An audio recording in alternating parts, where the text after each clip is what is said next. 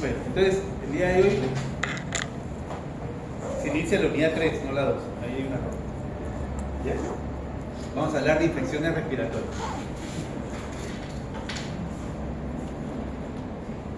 Bueno, la importancia del tema. Son la primera causa de consulta ambulatoria y hospitalización en pediatría, por lo menos.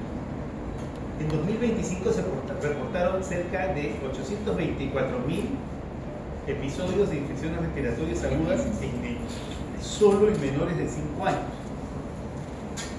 Son una de las principales causas de mortalidad en adultos mayores. Se han reportado, miren, más de 1.100 muertes por neumonía este año. Por suerte, yo ya tengo 60 años, mi nieta ya va a tener los 5 se está saliendo del burquito. Hay una alta carga económica y social, un gran ausentismo, ¿no?, escolar y laboral por causa de infecciones respiratorias agudas. ¿Ya? Y generalmente están relacionadas con brotes estacionales, ¿no? Principalmente hablamos de influenza. Ya hemos tenido la mala experiencia de la pandemia por SARS-CoV-2 y el virus respiratorio sincitial, por ejemplo, que ahora está causando algunos estragos en estos momentos. Mire, en cuanto a los datos epidemiológicos, hasta agosto del 2025 se reportaban 83.000 casos de neumonía en el Perú, 21.500 hospitalizaciones, 2.140 muertes notificadas en 2025.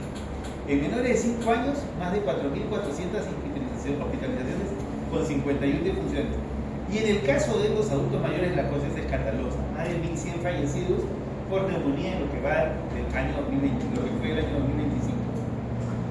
Hay una variabilidad regional y probablemente en algunas zonas haya un menor reporte que en otras.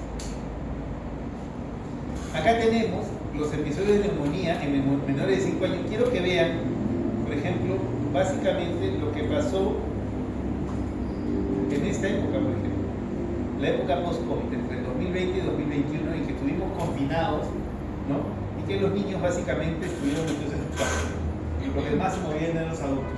En esa época, miren, los casos de neumonía prácticamente habían disminuido, era notoria la disminución, pero una vez que ya se abrieron las puertas comenzó a aumentar y ya ha vuelto a los valores que habitualmente se presentaban, ¿no?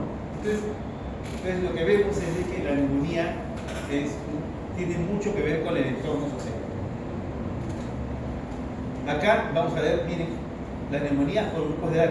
Quiero que se fijen básicamente en el grupo, en la línea color naranja que habla de los adultos mayores, adultos por encima de los 60 años. Miren cómo los casos han ido en aumento, y eso es habitual. En el caso de los niños, los cuadros de neumonía, ¿no?, son menos frecuentes, pero también llegan a ser problemáticos. Miren la línea de 1 y 4 años, que es la línea rojita, que se ve aquí, ¿no?, los casos de neumonía.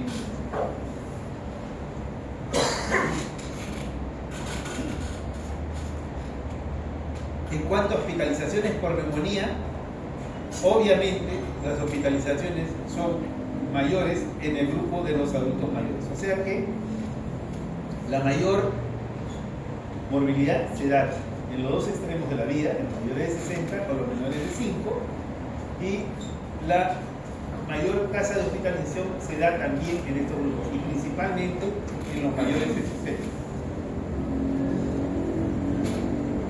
En cuanto a las defunciones, aquí vemos los datos semanales y los acumulados en los últimos años. Miren, las defunciones se dan mayormente en el grupo de los adultos mayores de 60 años y también vemos una elevada incidencia en los menores de 5. ¿Ok? Entonces, siempre estamos afectando los dos extremos de la vida. En el Perú, las infecciones respiratorias agudas son la principal causa de consulta en pediatría y una de las mayores causas de hospitalización en adultos mayores. ¿Qué implicancias tiene esta alta carga epidemiológica para la planificación en salud pública? ¿Alguno de ustedes tiene la respuesta?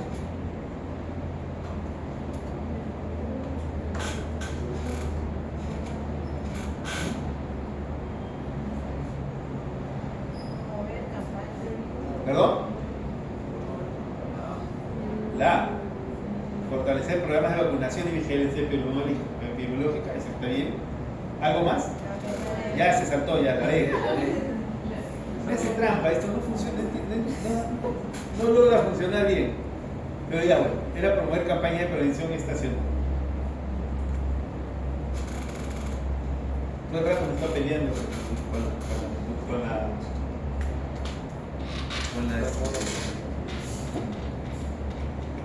la máquina. Objetivos generales es reconocer la importancia clínica y epidemiológica de las infecciones respiratorias, diferenciar entre las infecciones de vías respiratorias altas y bajas. Objetivos específicos de la clase es identificar los principales agentes etiológicos de las infecciones respiratorias, describir la clínica y diagnóstico diferencial más relevante, reconocer los criterios de gravedad que requieren hospitalización y conocer los principios básicos de tratamiento y prevención. A ver si no se salta esta cosa. Niño de 5 años con fiebre, congestión nasal y dolor de oído, antecedente de resfriado, ¿cómo diferencian clínicamente una otitis media bacteriana de un cuadro viral autolimitado? Alguien que diga, levante la mano. ¿Ah? ¿Qué alternativa? La A, ¿no?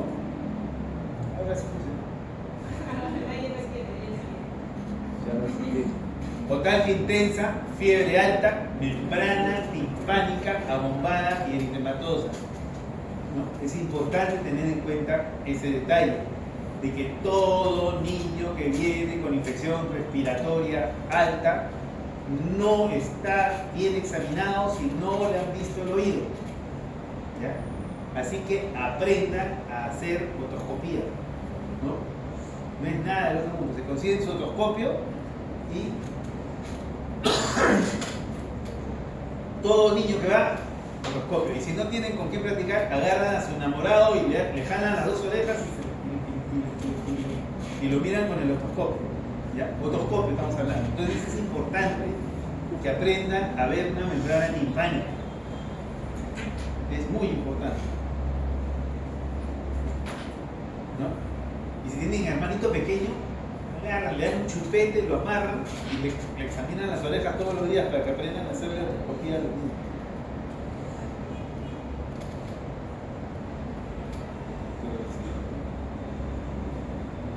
Bueno, infecciones respiratorias tenemos altas, medias y bajas. Bajas principalmente afectan a bronquiolos y pulmones. Medias afectan la tráquea, los bronquios principales. Y altas, nariz, senos paranasales, faringe, oído medio y laringe. ¿Ya? Ahora para ver los agentes relacionados con infecciones respiratorias. En el caso de las rinitis, si ustedes se dan cuenta, vamos a tener rinovirus, adenovirus, coronavirus, parainfluenza, influenza, virus respiratorio sincitial y coxsackie. ¿Hay alguna bacteria? No. ¿Hay necesidad de usar antibiótico? No. Perfecto. Faringitis, amigdalitis. Principales: adenovirus, influenza, rinovirus, herpes y Epstein-Barr. ¿Hay alguna bacteria ahí? No. ¿Hay necesidad de usar antibióticos? Básicamente en el 90% de los casos no. Pero cuando tenemos, en cuanto a las bacterias, aquí vamos a tener tres grupos. Streptococcus pyogenes, Corynebacterium diphtheria y Neisseria gonorrhea. Entonces, si es Streptococcus pyogenes, el Streptococcus pyogenes hay que entenderlo claramente que es sensible a penicilinas. No desarrolla resistencia, por lo tanto podemos utilizar penicilina sin ningún problema. ¿Ya? Corynebacterium diphtheria, ¿ya?, es sensible a penicilinas. No habría ningún problema de utilizar penicilinas en la Corynebacterium diphtheria. Pero el problema en la Corynebacterium diphtheria no es tanto la bacteria, sino es la toxina que produce. Por lo tanto, no es comprensible el hecho de que no se haya vacunado al niño, ¿no?, o a la persona contra la difteria. Es importante tomar en cuenta eso. Y en el caso de Neisseria gonorrhea, Entonces lo que vamos a tener es el antecedente de la persona, ¿no? ¿Ya? Entonces, la Neisseria gonorrea, ¿no?, llegó ahí no por transmisión aérea, ¿no?, sino por práctica sexual. Ya la imaginación les dirá cómo, ¿ya? Pero eso es lo que hay que tener en cuenta. Entonces, si ustedes ven a una persona, ¿no?, entonces, si ustedes ven a una persona, entonces, si es una persona joven, ¿no?, ¿qué tienen que preguntarle?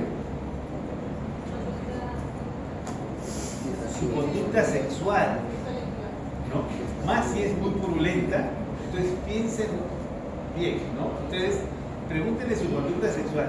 Y entonces, y por ahí puede saltar alguna Neisseria gonorrea, pero no es lo más frecuente, ¿no? Ahora, básicamente, ¿no? Entonces, faringitis, pensar que es viral, utilizar una penicilina, y si no le responde ya pensar, pues oye, bueno, ¿qué hiciste? ¿No? Ok. Rinosinusitis, influenza, parainfluenza, adenovirus. Y acá comienza a aparecer este señor que se llama Streptococcus pneumoniae. ¿El neumococo hace resistencia, sí o no? Suele hacer resistencia. Entonces hay que ver qué tan sensible puede ser el neumococo que está aparecido ahí, ¿no? Y eso depende del lugar donde nosotros estemos haciendo el diagnóstico. Entonces hay que tener en cuenta eso. Hemófilos influenza es un gran negativo que probablemente también requiera tratamiento antibiótico, pero usualmente para el estreptococo, para hemófilos hay vacuna. Moraxella catarrhalis, usualmente un macrólido puede manejar bien esos casos. Hasta allí estamos hablando de penicilinas, ¿no? Rara vez estamos usando algún otro antibiótico resistente. O sea, no tiene sentido utilizar en faringitis amoxicilina clavulanato. Es un error usar amoxicilina clavulanato en faringitis. Aunque la moda hace que todo el mundo recete y use amoxicilina clavulanato, lo cual me parece un sinsentido, ¿no? Una penicilina va muy bien, una amoxicilina va muy bien y no tengo que usar más, ¿ya? Otitis media aguda, sí, el virus principal es virus respiratorio sincicial, influenza, adenovirus, y aquí sí tenemos el Streptococcus pneumoniae como un problema serio. Más si estamos hablando de niños. Entonces, ¿qué hay que fijarnos en estas personas? Su cartilla de vacunación. ¿Ya? Laringitis, laringotraqueitis usualmente es viral. Usualmente es viral. Ahora sí. Infecciones medias, miren, traqueitis y bronquitis están comprometidos principalmente los virus respiratorios y dentro de ellas influenza, parainfluenza son los más importantes. Más bajas, la bronquiolitis, está el virus respiratorio sincicial en los niños, creo yo que también en adultos mayores. Neumonías adquiridas en la comunidad, hay que pensar. Y dentro de ellas, la principal de todas es el Streptococcus pneumoniae, ¿no? Algunos otros virus que pueden rescatarse es el virus de influenza. Virus respiratorios más frecuentes. Influenza A y B, que se presenta en brotes estacionales y complica principalmente a ancianos. Por lo tanto, ¿no?, nosotros tenemos que procurar vacunar a los dos extremos de la vida principalmente y a las personas que tienen comorbilidad. Entonces, no se olviden de vacunar. No se olviden de vacunar, es importantísimo, ¿no? Entonces, ¿quiénes otros más deben de vacunar? Personas alérgicas, ¿no? Y hablando de alergias, no solamente alergias respiratorias, sino alérgicas dérmicas, ¿ya? Porque entre una y otra casi hay un paso muy cercano, ¿ya? Asmáticos, ¿no? Tuberculosos, diabéticos, hipertensos, todos ellos deben de vacunarse. Realmente debemos de vacunar a todos.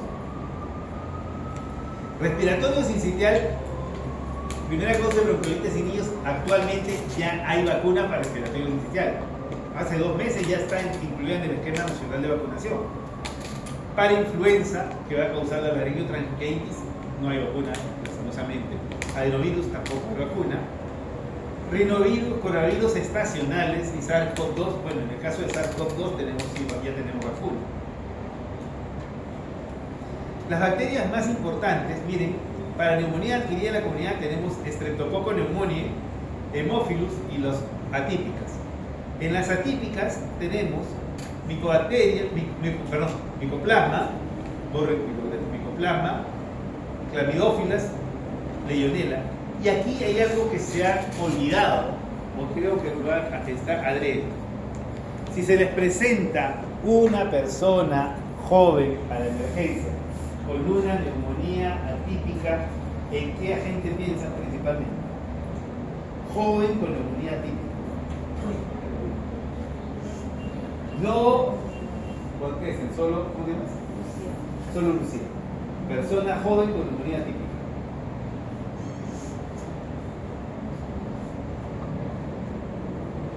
¿Ah? Dame el número. 1, 2, 3, 4, 5, 6. Tú de verde. Dame un número. 1, 2, 3. Joven con neumonía atípica. ¿En qué agente piensa? Primera. ¿Ah? ¿Cómo te llamas? Omar.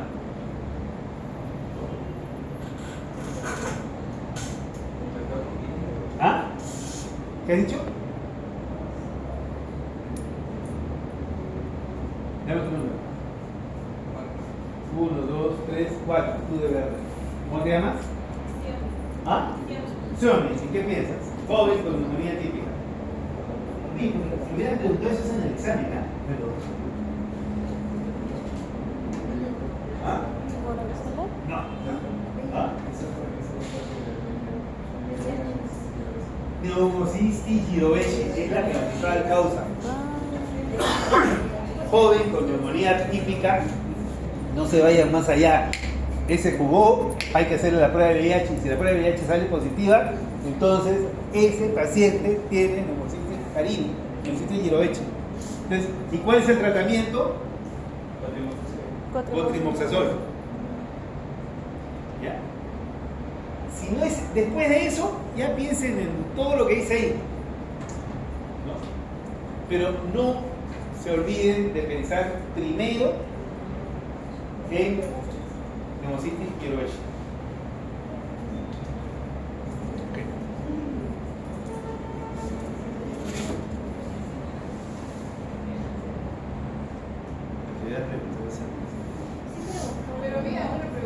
¿Y por qué se olvidaron entonces? O sea, el examen pasó por ustedes, ustedes pasaron el examen, pero el examen no pasó por ustedes. Otitis media, infección del oído medio, aguda o crónica, muy común en pediatría. Fisiopatología, obstrucción de la trompa de Eustaquio, retención de líquido, infección. Factores predisponentes, rinitis alérgica, ¿no? Más frecuente en menores de 3 años. Clínica, es un niño que se queja de dolor de oído, presión, fiebre, irritabilidad, hipoacusia transitoria, y si se perforó el tímpano, por desgracia, otorrea. Es un niño que llora inconsolablemente, inconsolable la verdad, de forma inconsolable. Es el niño que su mamá lo trae llorando y el niñito llora y no sabe explicar qué le pasa, es pequeñito. Entonces, cuando el niño tiene eso, lo que tienen que hacer ustedes es agarrar su otoscopio y mirarle el oído. ¿Ya? Entonces, no concibo el hecho que no tengan un otoscopio a la mano. ¿Ya? Así como tienen el estetoscopio como collar, deberían de tener su otoscopio siempre a la mano. ¿Ya? Entonces, es importante.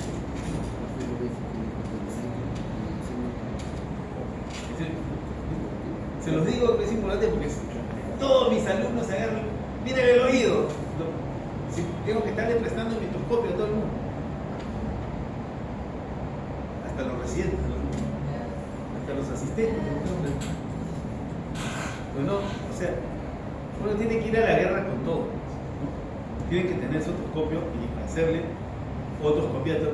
Y si no, entonces agarran, mira, tienen a su mamá, a su papá, a sus hermanos, a su hermanito, al más chiquitito, como fea, lo torturan más y le vienen a cada rato que aprendan a hacer otoscopia, pero no pueden dejar de hacerlo, ¿ya? ¿Ok?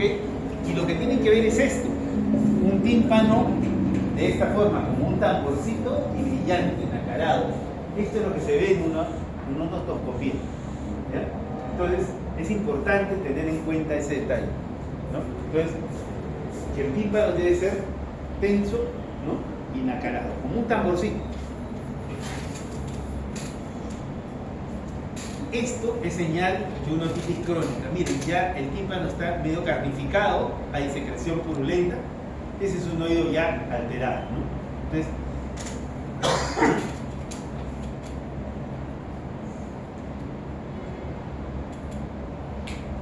otitis media, de etiología, Streptococcus pneumoniae, Haemophilus influenza, Moraxella catarrhalis, de los virus respiratorio sincitial, rinovirus y coronavirus. El diagnóstico es clínico, tímpano eritematoso, abombado sin reflejo luminoso. El tratamiento, usualmente, una penicilina, amoxicilina oral podría ser, y si estamos pensando en resistencia, podríamos usar clavulanato. Y descongestionantes nasales, no se olviden de eso, hay que descongestionar la nariz. No, recuerden que la trompa eustoquio se debe descongestionar para que se libere la tensión. Profilaxis antibiótica en casos recurrentes, y si no, ya procedimientos más invasivos como el tubo de ventilación. La vacuna antineumocócica está indicada dentro del esquema nacional de vacunación. Sinusitis, inflamación de senos paranasales que puede ser aguda, ¿no? Menos de 4 semanas, o crónica. Generalmente parte de una infección viral, hay obstrucción de los orificios sinusales, acumulación de moco y sobrecrecimiento bacteriano. El seno maxilar es el más afectado, ¿no? La clínica es rinorrea purulenta, congestión nasal, dolor facial, ¿no? Hiposmia, fiebre, cefalea y halitosis. ¿Ya? ¿Ok? Entonces, cuando ustedes examinan a un paciente con sinusitis, ¿qué es lo que hacen? Usualmente es comprimir la zona donde están los senos paranasales, y si presenta dolor, entonces ustedes ya tienen parte del diagnóstico hecho, ¿no? Y ahora, bueno, y luego de eso, si tienen una sospecha de sinusitis, lo que tienen que hacer es solicitar la evaluación radiológica, ¿no? Un examen de senos paranasales, básicamente examen de senos paranasales, ¿no? Actualmente la mayoría pide tomografía, pero eso usualmente no lo van a tener siempre. Entonces, una evaluación de senos paranasales es importante siempre hacerlo. Entonces, los agentes son casi los mismos. Hablamos de Streptococcus pneumoniae, Haemophilus influenza, Moraxella catarrhalis. Menos frecuente van a ser Staphylococcus aureus, y en inmunocomprometidos hay que pensar en hongos, aspergillus y músculo. Pero básicamente vamos a pensar en las sinusitis agudas, ¿no? Las crónicas ya tienen un antecedente más larvado, ¿no? Así que hablamos de personas que ya tienen sinusitis por hongo, por ejemplo. Bueno, el diagnóstico ya hemos hablado. El tratamiento, antibióticos, es usual antibiótico. Muchas veces hay que hacer drenajes, ¿no? Utilizar descongestionantes y corticoides inhalados. Bueno, farmacoelección, amoxicilina si no es resistente, o clavulanato si es que hay alguna alternativa resistente. Faringitis, inflamación de la faringe, usualmente viral. El 10% de casos es producida por Streptococcus pyogenes. Y si es Streptococcus pyogenes, ya estamos hablando de que es sensible a la penicilina, ¿no? Entonces, no tiene sentido utilizar ceftriaxona, ¿ya? No tiene sentido utilizar cefalosporinas ni de segunda, ni de tercera, ni incluso ni de primera generación, ¿no? Aquí con penicilinas estamos yendo bien, o con las penicilinas semisintéticas va bien. La clínica tenemos odinofagia, fiebre baja, rinorrea, tos, puede acompañarse de dolor de oído, inflamación en la faringe, exudado, que se adelantó. Los gérmenes son muy similares y los virus, adenovirus, influenza, parainfluenza. Entonces, en ese sentido, prácticamente los gérmenes son similares y a medida que va bajando, el que va tomando más importancia es el Streptococcus pneumoniae.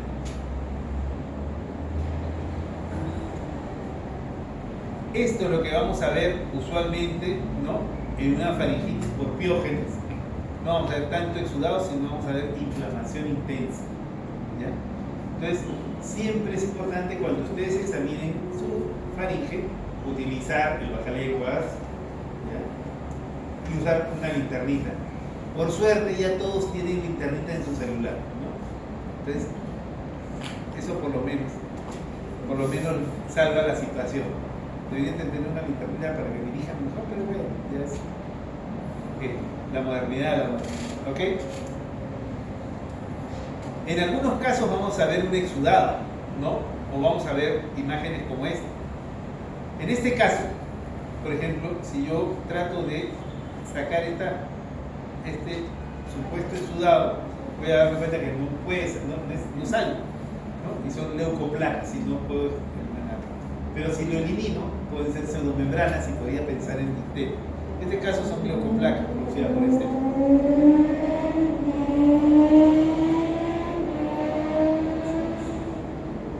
Diagnóstico: diferenciar la forma viral de la bacteriana.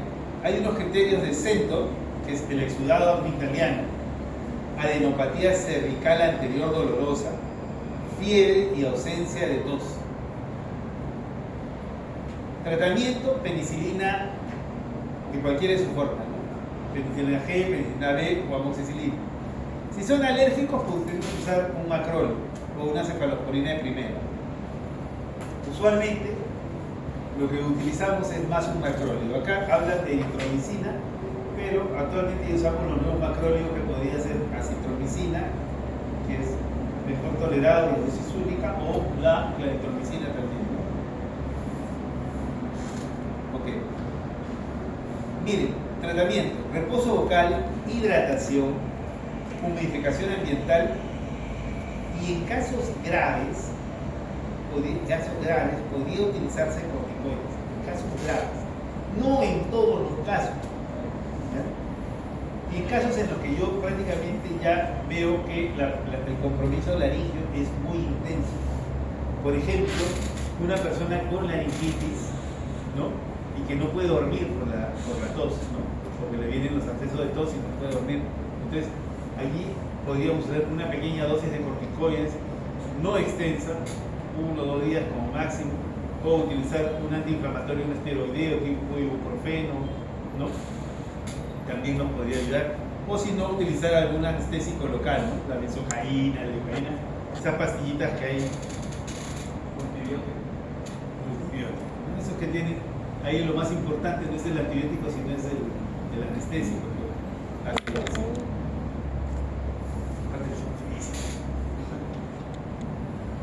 Entonces, la laringotraqueitis, acá, sí.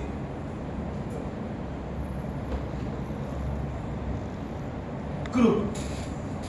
El Croup es un problema importante destacable en los niños, ¿no? En esos casos, la persona, el niño es traído a la emergencia, ¿no? Y igualmente los familiares, o el papá o los padres se desesperan por la presencia de Croup en el niño. Entonces, ahí el uso de un antiinflamatorio resuelve el problema, ¿no? Ahora, una forma de comprobar que hay un Croup es la radiografía de tórax, la radiografía de partes blandas, en las que nosotros vamos a ver esta señal, ¿no?, de la punta del lápiz. ¿Se dan cuenta? Que hay un angostamiento en esta zona que nos habla de que este niño está usando con un Croup. Entonces, ahí el tratamiento es antiinflamatorio. Adulto de 65 años, fumador, con fiebre, tos purulenta, disney, consolidación lobo inferior derecho. ¿Qué factores de riesgo considerarías para hospitalización y qué antibiótico iniciarías ambulatoriamente? ¿Quién responde? ¿Ah? ¿Qué letra? La letra A. Ahora, perdón, yo no avanzo. Ahí. La edad avanzada, la presencia de comorbilidades, la inestabilidad hemodinámica. Bueno, antibióticos, estamos hablando de neumonía adquirida en la comunidad, ¿ya? Pero quiero que se fijen bien lo que dice ahí. Inestabilidad hemodinámica, edad avanzada y comorbilidades. No considera como principal diagnóstico la presencia de imágenes ni sintomatología evidente. ¿Por qué? Porque usualmente en los adultos mayores la neumonía se presenta sin síntomas. Ya lo he dicho varias veces, en varias oportunidades les he dicho. Una neumonía en el adulto mayor se presenta sin síntomas en la mayoría de las veces. Es la historia del abuelito que es traído a la emergencia y nadie sabe lo que tiene, pero lo que presenta el abuelito es un deterioro sensorio, o es un abuelito que si está muy mal, está hipotérmico, o está letárgico, o está agitado, ¿no? Pero que ustedes lo miran, le ponen el estetoscopio en el pecho y no encuentran nada. No lo ven disneico, no lo ven, no lo ven disneico, no le encuentran rales, no le encuentran. Entonces le toman una placa de tórax y no la ven normal. Entonces, pero ya, pese a todo, el abuelito está con leucocitos elevados, hipotérmico, entonces está con signos de sepsis. Entonces, cuando ustedes vean a una persona en ese estado, lo primero que deben de pensar es neumonía. No piensen en infecciones urinarias. ¿Ya? Urosepsis, ¿cuántos crímenes se cometen en tu nombre? ¿No? Porque cuando tú vas a la emergencia, ¿no? Todos son urosepsis. No hay neumonía, todos son diagnósticos de urosepsis. Pero el abuelito está con neumonía, o sea, sin signos. Entonces, y la están tratando como urosepsis cuando tienen un paciente que está haciendo un cuadro neumónico y no se están dando cuenta porque no tiene síntomas. Entonces, hay que tener en cuenta ese detalle. Y estamos hablando de neumonía en el anciano, ¿cuál es el agente principal? ¿Ah? ¿Cuál? Neumococo. Y si es neumococo, puede ser resistente. ¿Ya? Entonces, tenemos que pensar en esas posibilidades. ¿Ya? Ok. Pero que no se les pase la neumonía. Ya recuerdan ustedes que es la principal causa de muerte, esa de la tos. Es la principal causa de muerte en los adultos. Ahora, neumonía adquirida en la comunidad. Esta de acá es la definición que trabajamos nosotros acá. ¿Ya? Infección del parénquima pulmonar adquirida fuera del hospital o en las 48 horas posteriores a su hospitalización. Entonces, llegó el paciente a la emergencia el día de hoy. ¿Ya? Llegó el día de hoy a las 9 de la noche. ¿Ya? Entonces, si el día de mañana yo hago un diagnóstico de neumonía, ¿es una neumonía adquirida en la comunidad, sí o no? Sí, pues es dentro de las 48 horas. Ah, ya. Ah, ya. Okay. O sea, el sábado. Si el diagnóstico lo hago el domingo, ¿es una neumonía adquirida en la comunidad, sí o no? ¿Ah? Hasta las 9 de la noche del domingo. ¿No? Entonces, ¿y el lunes? ¿Ah? ¿Ah? Ya pasó las 48 horas, es una nosocomía. ¿Okay? Esa es la definición que vamos a manejar nosotros y la que vamos a tener nosotros durante el curso. ¿Ya? Okay. Entonces es importante tener en cuenta. Obviamente no debe haber antecedentes de que la persona ha sido hospitalizada por neumonía los días anteriores. ¿no? Porque si es una persona que reingresa después de una semana, esa es una neumonía nosocomial. ¿Ya? Ok. La neumonía es un proceso inflamatorio pulmonar de origen infeccioso que afecta a la porción distal del tracto respiratorio. Histológicamente se caracteriza por afectación del intersticio alveolar y la consolidación exudativa del alveolo con traducción a la refiere de todas en el mejor de los casos. Ahí faltaría poner eso. Las neumonías constituyen uno de los principales motivos de ingreso hospitalario y la principal causa de muerte por esas enfermedades infecciosas. Etiología de la neumonía adquirida en la comunidad: Streptococcus pneumoniae, Haemophilus influenza, Mycoplasma, Chlamydophila, Legionella. Virales: influenza, SARS-CoV-2 actualmente, respiratorio sincitial, mixta. Hay confecciones bacterianas y virales frecuentes en niños y en adultos mayores. Yo siempre pienso en hacer unidad clínica y pensar en un solo agente. Neumonías atípicas. La más común en jóvenes, Pneumocystis virorum. o sea, hay que hacer una previa H7. ¿Ya? Legionella neumófila, miren, bacteria acuática, crece en sistemas de agua como torres de enfriamiento, aires acondicionados. Es cada vez es más frecuente en nuestro país, porque cada vez más usamos los aires acondicionados y estoy seguro que la mayoría de las veces no los limpian, ¿no? Entonces hay que tener en cuenta el tema del aire acondicionado. ¿Ya? Pertusis afecta principalmente a niños no vacunados. Mycoplasma, principal causa de infecciones respiratorias atípicas, especialmente en jóvenes de 5 a 20 años, pacientes de altos ingresos, con transmisión lenta en personas de síntomas leves. Claro, entonces es jóvenes sanos, ¿ya? ¿Ok? Chlamydófila es común en adolescentes y adultos jóvenes. Y Coxiella burnetii es una bacteria zoonótica. Entonces, acá hay algunas características importantes de estas tres, pero siempre ustedes piensen primero en Pneumocystis jirovecii. Y después se ponen a pensar si cría ganado o no lo cría, y cosas así. Otra situación importante es diferenciar un síndrome típico de uno atípico. ¿Ya? El síndrome típico es el que se los enseña en semiología, ¿no? La condensación clásica con un programa aéreo, con el signo en cuña, que tiene pectoriloquia áfana, todas esas cosas que ven. Ese es el típico. Cada vez es más raro. Pero ese es. Y el agente principal es el neumonía. El atípico, ¿no? Es cualquier forma de neumonía que escapa a esa situación, que ahí la tienen, ¿no? Generalmente las formas atípicas están asociadas también a signos extrapulmonares, ¿no?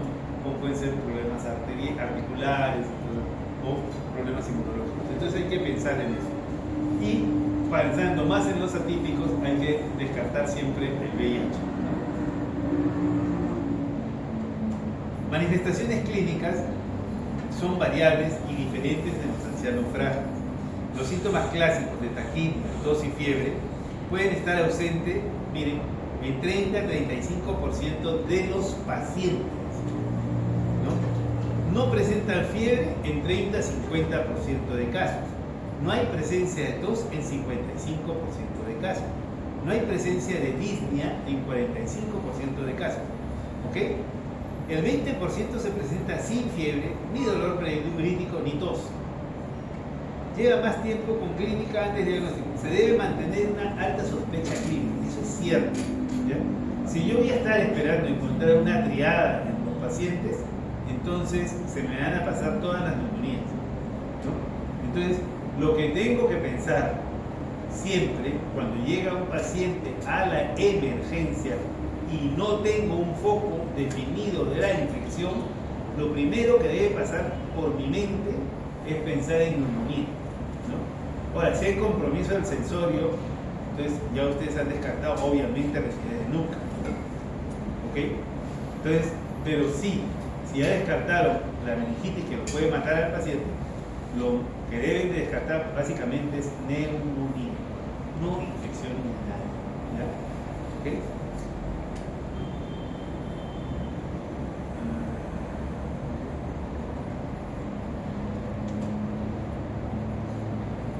hay que hacer una buena evaluación clínica y de la comorbilidad del paciente. Hay que evitar los meros invasivos, ¿no? Antes de iniciar cualquier tratamiento antibiótico hay que hacer por lo menos 2 hemocultivos y las detecciones de los antígenos. ¿Ok?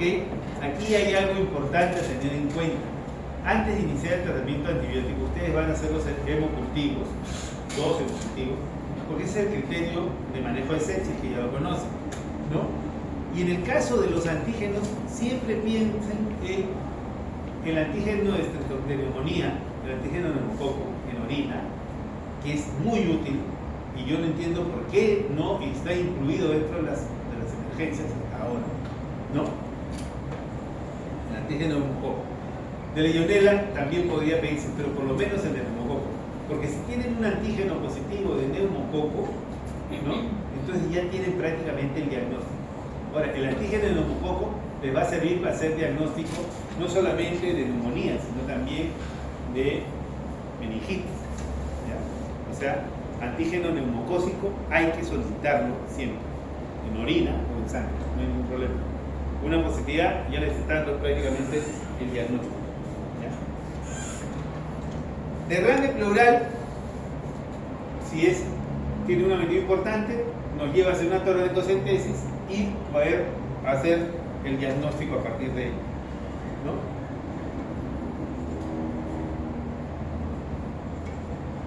El cultivo de esputo tiene muy bajo rendimiento. Sin embargo, siempre yo tengo que hacer, si tengo esputo, tengo que mandarlo a analizar.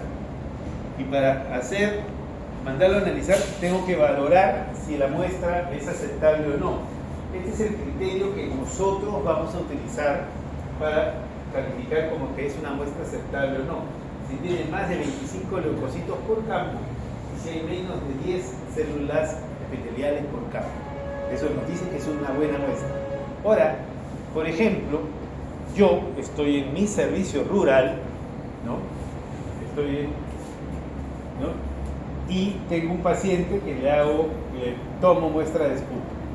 Entonces, como yo he sido un excelente alumno de microbiología, entonces voy a hacer una tinción de Gram. ¿Ya? A una tinción de Gram, y en la tinción de Gram encuentro que tiene diplococos Gram positivos. ¿Cuál es su diagnóstico? Si esta es una tinción de Gram y encontraste diplococos Gram positivos. Diagnóstico. ¿Qué tipo de muestra te da? Tinción de Gram en esputo. Diplococos Gram positivos. ¿Ah? ¿Qué? Germen.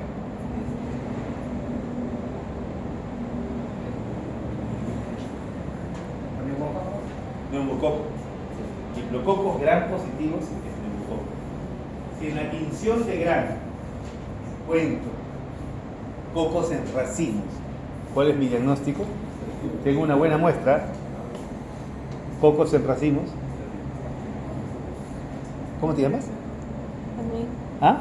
Yasmín. ¿Te llamas Yasmín? Ya, o sea, te estamos preguntando, Yasmín, cocos Gram positivos en racimos. Estafilococo. ¿Ah?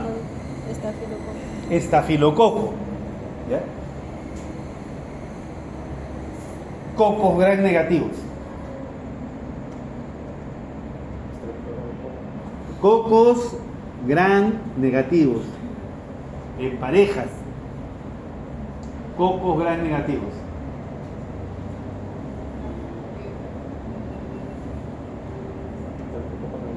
¿Ah? ¿Alguien quiere ayudarlo? ¿Cómo? Ya. ¿Cuál es tu nombre? ¿Cómo? Carlos dice gonorrea. ¿Qué dicen ustedes? ¿Ah?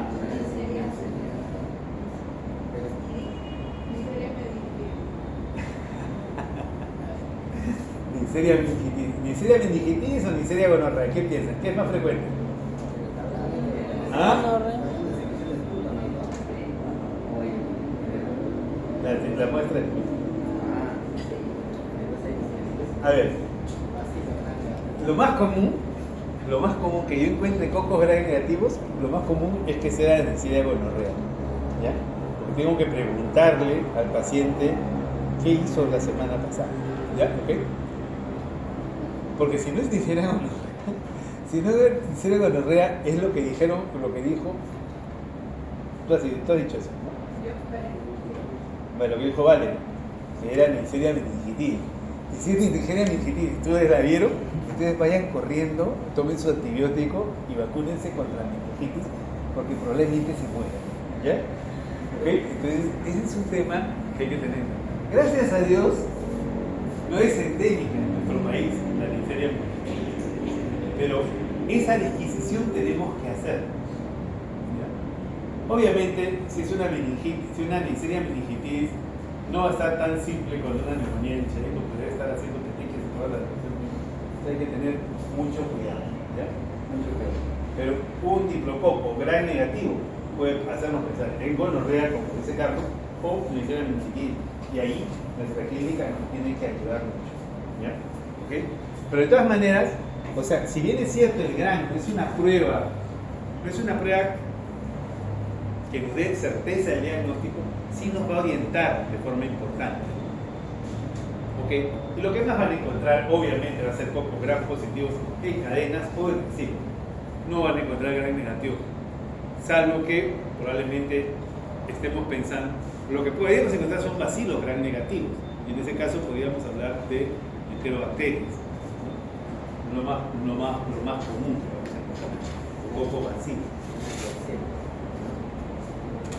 Pero el gram en ese sentido ayuda, ¿ya? No sé qué tanto se ha adelantado. Acá estamos.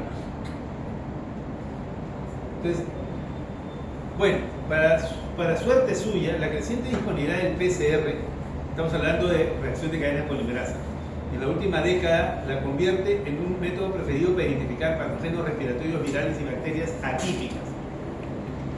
Los ensayos múltiplex validados, incluidos los kits comerciales, se pueden usar para identificar la mayoría de los virus respiratorios, como micoplasma o clamidófila, neumonía.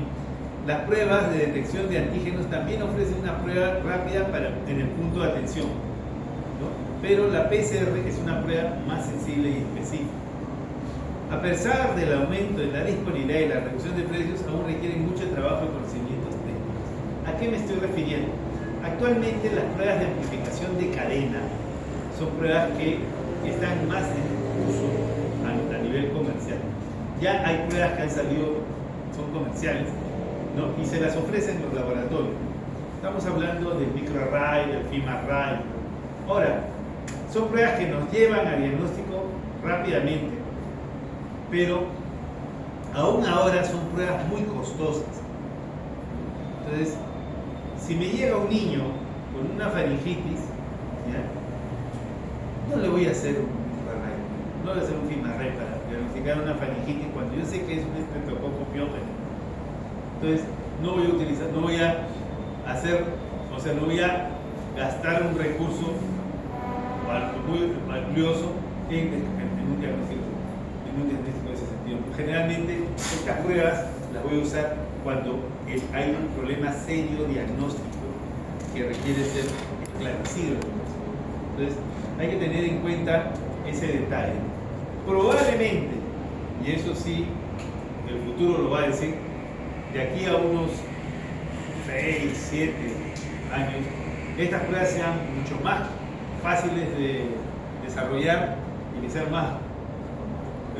menos costosas, y probablemente ustedes las usen con mayor frecuencia. Probablemente. Actualmente todavía son costosas, pero sí, por ahí está apuntando el destino de las pruebas diagnósticas. Ustedes tienen que ir pensando en eso, ¿no? Ahora, acá están los métodos. El más común, como les digo, son el microarray o los métodos de secuenciación metagenómica, que son los que más se ven acá actualmente en Lima. Pero sí, como les digo, es lo que va a entrar con mucha fuerza en el futuro. Lo que cada vez se está dejando más de lado es esto, los procedimientos invasivos, ¿no? Acá dice, debe, y miren, lo pongo así, debe valorarse el riesgo y beneficio de las técnicas en relación a cada situación clínica. La punción transtraqueal, la punción transtorácica, la broncoscopía, los catéteres conteloscopados, la biopsia transbronquial. ¿Por qué hay que valorar eso? ¿Ya? O sea, se pongan a pensar, si viene mi abuelito, ¿no? Si yo llevo a mi abuelito a la emergencia, ¿no? Y yo sé que mi abuelito puede tener una neumonía, ¿no? Y lo encuentro a uno de ustedes, bueno, mi abuelito ya no está acá.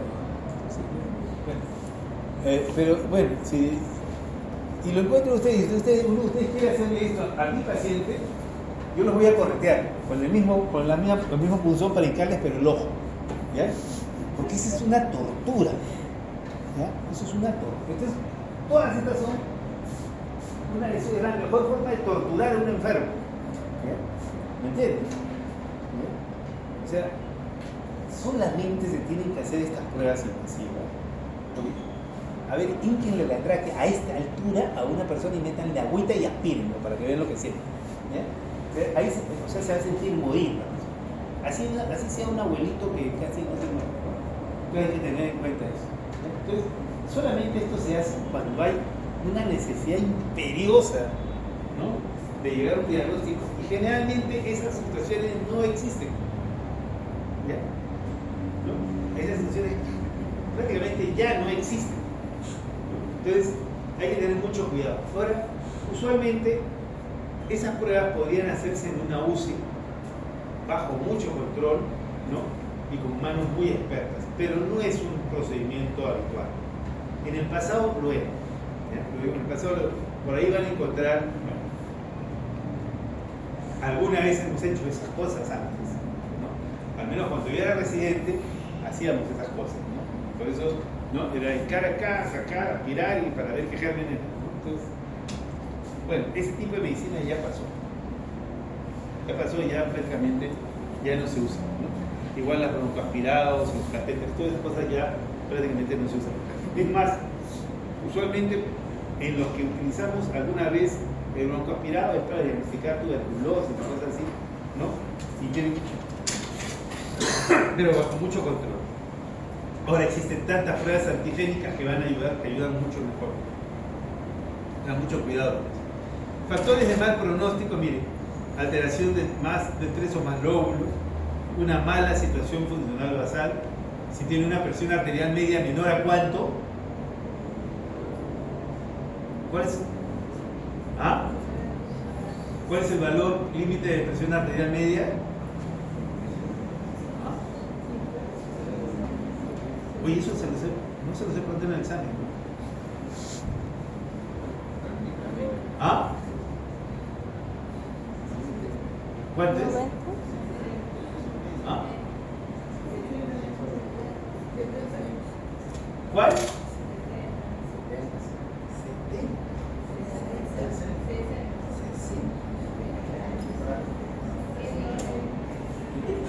¿Está acá Mondragón? ¿Está acá Mondragón? No, Mondragón sí. ¿Dónde está Mondragón? Ah, tú eres el único 20. No, doctor. Ok. 65. Ni 70 ni 70. Es 65. Presión arterial media menor de 65 define sepsis.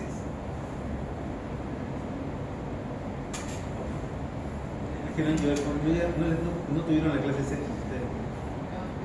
Qué pena, qué pena. ¿Qué feriado hubo ese día? ¿El 1 de mayo? Ok, ahí lo mató el problema. Están salvados. Okay. Pero es 65 la presión arterial media. Factores de mal. Okay. Frecuencia respiratoria de 30, mayor de 30. Estado de shock. Presentación sin fiebre.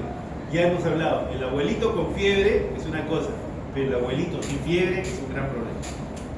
Sospecha de aspiración, hipoxemia grave, alteración del estado mental, leucocitosis mayor de 14.000, o una extensión radiológica rápida de la enfermedad, ¿no? Factores de mal pronóstico: inmunodepresión, insuficiencia renal aguda, puntuación del Apache 2, acuérdense, Apache 2, una puntuación mayor de 22, tómenlo en cuenta. Procedencia de salas de reposo, una proteína C reactiva mayor de 100, desnutrición manifestada por hipoalbuminemia, disfagia, descompensación o enfermedad aguda extrapulmonar. Y esto es lo que son campeones: retraso en el inicio de tratamiento, más de 8 horas desde el diagnóstico, probablemente mayor de 4. En los criterios de sepsis hay que pensar, ¿no? Presión arterial media menor de 65, ¿no? Y otras situaciones de que, o sea, la leucocitosis mayor de 12.000 o menor de 4.000. Y la otra situación que hay que ver es de que a los pacientes hay que iniciar el tratamiento antibiótico cuanto antes, ¿no? Antes de la hora se tiene que iniciar el tratamiento antibiótico, ¿no? O sea, revisen sepsis. Acá, por ejemplo, esta es una gráfica que siempre me gusta ponerla para que vean más o menos la importancia del Apache 2, ¿no? El Apache 2 es un predictor de mortalidad en pacientes con neumonía. Miren, les hablaba de la puntuación del Apache mayor de 22 para todos los grupos etarios, para todos los tiempos, miren, de 0 a 2 días, de 3 a 5 días de función de neumonía, para todos los grupos una puntuación por encima del 22 nos está hablando de una mortalidad mayor del 50%. ¿Saben? Esta cajita es una análisis de cajas y bigotes. Esta rayita en medio indica el 50%, la mediana de mortalidad. O sea, miren, el 50% de mortalidad por encima, ¿no? La probabilidad del 50% de mortalidad es por encima de un Apache de 22, una puntuación de Apache 2 de 22. ¿Cómo calculan el Apache 2? Ingresen a este link y eso les va a ayudar a calcular el Apache 2. ¿Ya? Hay un montón de parámetros, ¿no? Ahí está definido. Entonces, lo importante es saber entrar al link y poder hacer el puntaje y calcular, ¿no? Este ejercicio lo podrían hacer con todos sus pacientes actualmente. Criterios del paciente: enfermedades de base, diabetes, insuficiencia renal, insuficiencia cardíaca, EPOC, ingresos hospitalarios en el año previo, sospecha de aspiración, estupor, estados de conciencia alterados, situación clínica inestable del paciente, pacientes que han sido esplenectomizados, pacientes con ingesta crónica y también ingesta aguda de alcohol, ¿no? Y aquí ingesta aguda de alcohol y sospecha de aspiración es algo que hay que tener en cuenta. Desnutrición: muchos adultos mayores vienen con estados de desnutrición importantes, vienen anémicos y vienen hipoalbuminémicos, muchos de ellos tienen condiciones muy graves para poder salir, cuando desarrollan neumonía. Ahora, para definir hospitalización pueden utilizar el criterio de severidad de Fine, ¿no? Acá les dice cómo tienen que calcularlo, en base a qué criterios. Entonces, por ejemplo, en el caso del grupo 1, 2 y 3, que podría manejarse domiciliario, los puntajes que tienen que tener por debajo de 90, más o menos para definir si el paciente tiene o no que hospitalizarse. El tratamiento inicial en los pacientes con neumonía adquirida en la comunidad sin mayores complicaciones podría ser una penicilina o un macróleo, ¿no? Sin embargo, si tiene comorbilidades, ya tendríamos que pensar más en una cefalosporina y principalmente una cefalosporina de tercera generación, dado la alta frecuencia de BLE, la alta prevalencia de BLE que tenemos en la mayoría de los centros. ¿Okay? Severidad de la neumonía adquirida en la comunidad, ¿no? Y drogoresistencia. ¿Qué pensemos? Cuando nosotros tenemos una neumonía adquirida en la comunidad, y tenemos la presencia de un MARSA, entonces probablemente lo que vamos a tener que usar es una vancomicina. Y si tenemos presencia de enterobacterias como Pseudomonas, Klebsiella, entonces probablemente vamos a inclinarnos a utilizar una cefalosporina de tercera generación. Pero estamos hablando ya de enfermedades con criterios avanzados de infección. ¿Ok? Paciente UCI con ventilación mecánica mayor de 7 días, presenta fiebre, secreciones purulentas, infiltrado nuevo. ¿Cuáles son los microorganismos más probables y qué medidas de prevención reducen el riesgo? ¿Cuál sería la respuesta? ¿Sí? A ver, levanten la mano los que dicen A.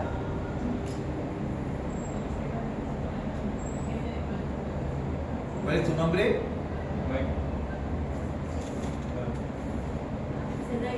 Zenaida. Tú dices que es A. Michael, también tú no. ¿Qué otro más dice que es A? Antes que aparezca. 3, 4, 5, 6. Los demás no dicen nada. La respuesta es A. Pero lo que quiero que vean principalmente es higiene de manos y elevación de la cabecera del paciente. ¿Ya? O sea, es importante que nosotros tengamos una muy buena higiene de manos cuando estamos hablando de infecciones intrahospitalarias, especialmente las neumonías intrahospitalarias. ¿Ya? Ok, definición de neumonía intrahospitalaria que vamos a manejar nosotros es la neumonía que se manifiesta tras las 48 a 72 horas del ingreso hospitalario y previa exclusión de que la infección pulmonar no estuviera presente en el momento del ingreso o en los 10 días tras el alta del paciente, del alta hospitalario del paciente.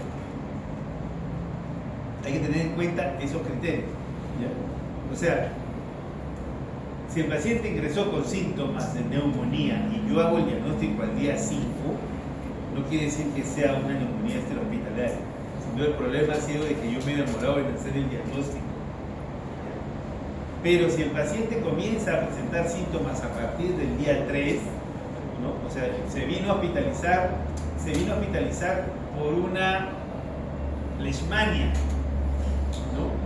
Se vino a hospitalizar por tratamiento de una leishmania mucocutánea, ¿no? Entonces le estoy tratando la leishmania y el día 3 me comienza a hacer fiebre y leucocitosis. Eso no es leishmania. Yo inmediatamente digo, oye, este está haciendo una sepsis y esta sepsis puede ser una neumonía y como es el día 3, ¿no? Es una neumonía intrahospitalaria. ¿Está claro? Ok. Criterios clínicos. Aparición de nuevos infiltrados en la radiografía de tórax. Presencia de fiebre de reciente aparición, el casito que estoy poniendo de ejemplo. Secreciones traqueobronquiales purulentas, ¿no? Lo iban a dar de alta y la enfermera viene de otra, viene. Le encuentran secreción purulenta, eso es una neumonía intrahospitalaria. Leucocitosis, ¿no? Entonces, el paciente en el tercer, cuarto día le toman un hemograma y le encuentran leucocitos elevados. No le encuentran foco, piensen en neumonía. Entonces tienen que hacerle hemocultivos y manejarlo como una sepsis. Neumonía relacionadas con el medio sanitario. Pacientes con adquisición de enfermedad de neumonía en hospitales de día. Por ejemplo, el paciente que se va a dializar. El paciente se dializa lunes, miércoles y viernes. En eso hace una neumonía. ¿Esa es una neumonía adquirida en comunidad o hospitalaria? Como ya está con contacto con el medio sanitario, se considera una neumonía nosocomia.